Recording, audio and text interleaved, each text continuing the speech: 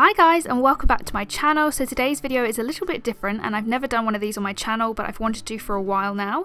I'm basically going to be showing you how I design my acrylic charms and illustrations and things like that. So this video is actually to celebrate the fact that my enamel pin Kickstarter is a week old today, so I'm so happy because you guys have absolutely smashed my goal and I've actually been able to offer a second design. So if you want to have a look at my Kickstarter, I'll leave a link down below. So that original enamel pin design is the one you're going to see me doing now, and I also have acrylic charm versions of it in my shop if you want to purchase those. There is also a link down below for that, but I'm going to stop rambling and just get on with it. So I did just want to quickly put a disclaimer at the beginning of this video and let you guys know that I am completely self-taught. I've never had any professional training in illustration or design or anything like that, so before anybody angrily types down below when they see me do something wrong, that would be why, but I like the way I do things, so please don't. So the program I use to design all of my illustrations and my acrylic charms and now my enamel pins is Photoshop. It's definitely my favourite. I did use GIMP for a very long time because I couldn't really afford Photoshop, but Photoshop is definitely my favourite and it's what I've been using pretty much for the last 3 or 4 years now. So what you can see me doing right now is using my graphics tablet to sketch out my design. I'm using pink because it's way more fun than black. I do get a lot of questions about my tablet and what I use it for and whether it's necessary. So I actually don't use my tablet a lot. About 98% of my designs have actually been designed with just the trackpad on my laptop and the pen tool in Photoshop. Obviously for some artists who use it to actually draw with, then obviously it is necessary, but for me I barely use it. It's just for sketching or colouring in, and even then sometimes I don't even use it for that. This is one of the rare occasions where I have actually used it to sketch.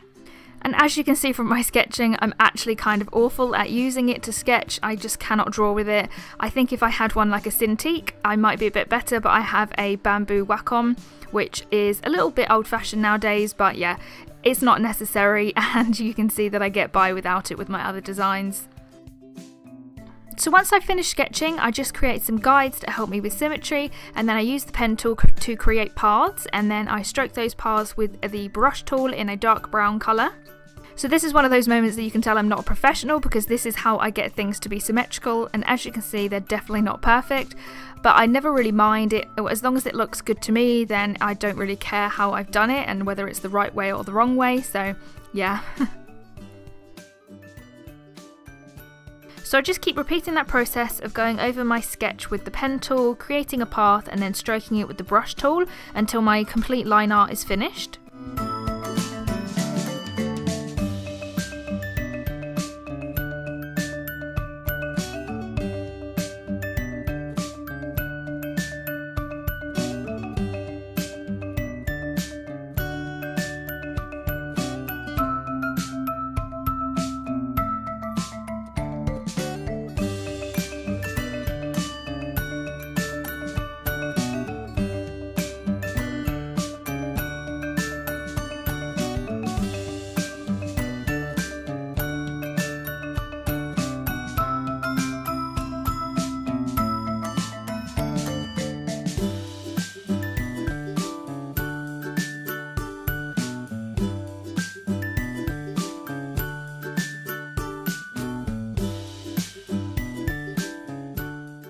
So once I've got a completed line art, I then used my tablet to colour in. Again, I'm using it now, but a lot of the times I just use the trackpad on my laptop.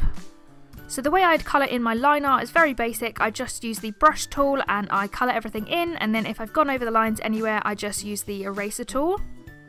And as you can see from the right hand side of the screen, I have this all on different layers, all the line art, all of the colours each on a single layer. This just means that I can edit anything if I need to.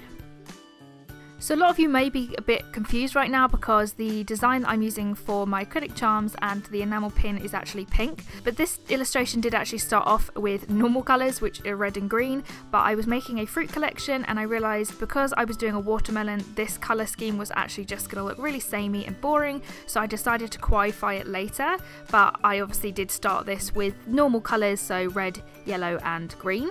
So to make that little pip that you just saw in the yellow, I just used the path tool to create a little teardrop shape, and then I'm duplicating it and then seeing where I place them on my sketch and then putting them in those places.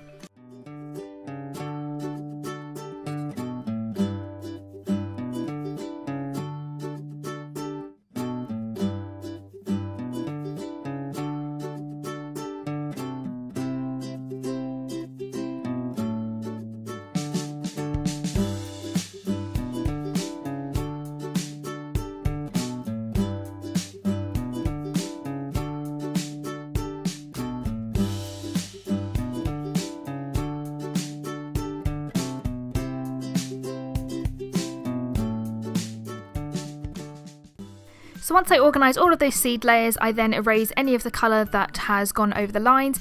You may see a blue background keep flashing up. It's just because it's easier to see colour on blue that's gone over the lines than white, because a lot of times you can miss it. So using a dark background like a dark blue or a dark red is really good. So here you can actually see me starting to play around with the colours, and I create different versions, so one with yellow seeds, one with white seeds. I basically created, I think it was about 9 versions, including all the new pink ones as well, and I tend to do that. I show them to my parents, I show them to my friends. Daisy from My Green Cow is someone I show all of my designs to. She's basically like my little design guru, and if she likes it, that's what I go with. So yeah, I don't actually have any video footage of me making it pink, but it ended up with green leaves, a pink body, and then white seeds, and as you can see, this is what it looks like. So yeah, I really hope you've enjoyed this video. If you have any questions, please do let me know and write them in the comments below. As I mentioned earlier, the Kickstarter has done so well. I think it's about 270% funded, which is mad, and I have been able to release this really adorable Kawaii Shy Ghost pin design as well. So if you're interested in either pin and pledging, saving it a bit of money and pledging that way, then please check out the link in the description box and check out my Kickstarter.